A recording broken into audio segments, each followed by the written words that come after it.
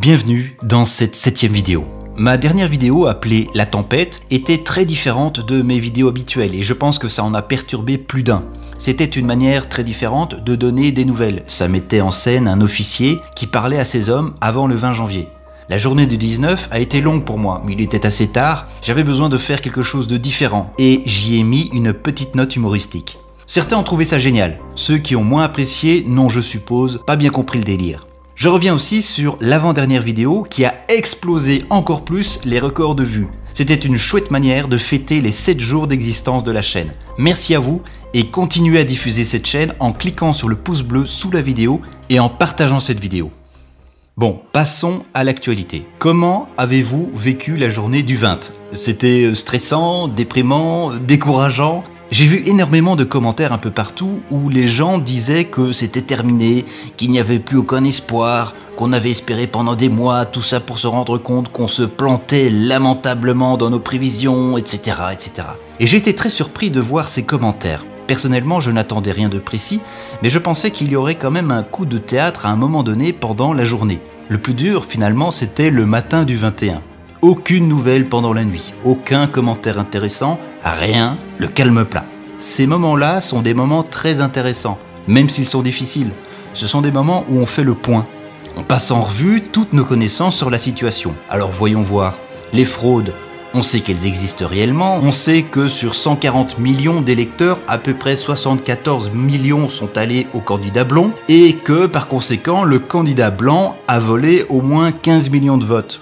On sait qu'il y a eu plein de débats et plein de gens qui ont expliqué sous serment toutes les fraudes qu'ils ont vues le jour de l'élection. Et il y en a eu plein. On a vu les chiffres et les courbes incroyables que ça produit. On sait qu'une large majorité de républicains savent qu'il y a eu des fraudes. On sait aussi que l'armée est totalement au courant de tout ça, bien mieux que nous, et qu'elle a des preuves irréfutables. On sait qu'ils ont laissé les démocrates tricher expressément pour les prendre la main dans le sac. On sait quelle stratégie de guerre les bons gars utilisent. On a d'ailleurs déjà vu dans certains dossiers à quel point c'était efficace. Alors, pour toutes ces raisons et beaucoup d'autres encore, la grande question qu'on pouvait se poser ce matin du 21 janvier, c'était pourquoi tous ces soldats sont restés là, les bras ballants, sans rien faire, une fois que les mauvais gars sont allés jusqu'au bout de leur crime. Et en y réfléchissant, une hypothèse qu'on pouvait émettre, c'était, comme je le disais dans ma 5e vidéo, que l'heure n'était pas encore venue. Vous connaissez le proverbe « Patience et longueur de temps font plus que force ni que rage ». C'était une erreur de s'accrocher à une date précise pour un plan qu'on ne connaît pas. Que cela serve de leçon. Quasiment tout le monde s'est fait avoir, et c'est très bien comme ça. S'il s'était passé quelque chose de visible ce jour-là, cela aurait voulu dire que le plan était trop facile à deviner.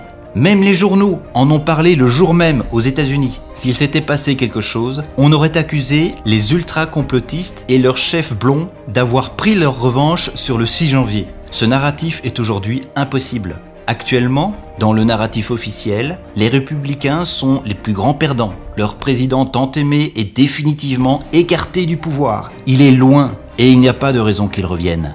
C'est une situation parfaite pour la suite du plan. Quand des sanctions tomberont sur le président actuel et ses sbires, on ne pourra pas dire que c'est le grand blond qui prend sa revanche. Et les sanctions viendront, car l'armée n'a pas encore dit quoi que ce soit dans cette histoire. Ajoutez à cela que les milliers de soldats rassemblés à Washington ne quitteront pas la zone avant la fin janvier. Ce détail est à mes yeux très important pour la suite.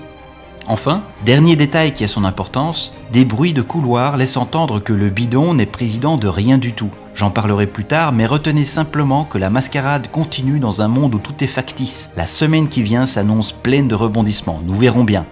Encore une chose, peut-être que certains d'entre vous vous êtes sentis très bêtes auprès de votre entourage le jour où le bidon a prêté serment sans être inquiété. Ne prêtez pas attention aux remarques désobligeantes. L'histoire n'est pas encore terminée. Et ce serait bête de quitter cette histoire au moment où elle devient passionnante.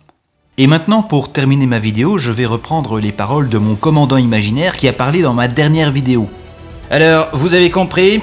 On reste groupé, on garde le focus sur la cible et on serre les fesses. Tout va bien se passer.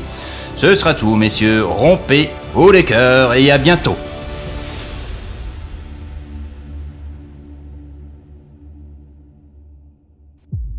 N'oubliez pas de vous abonner et d'activer la cloche pour être informé de mes prochaines vidéos.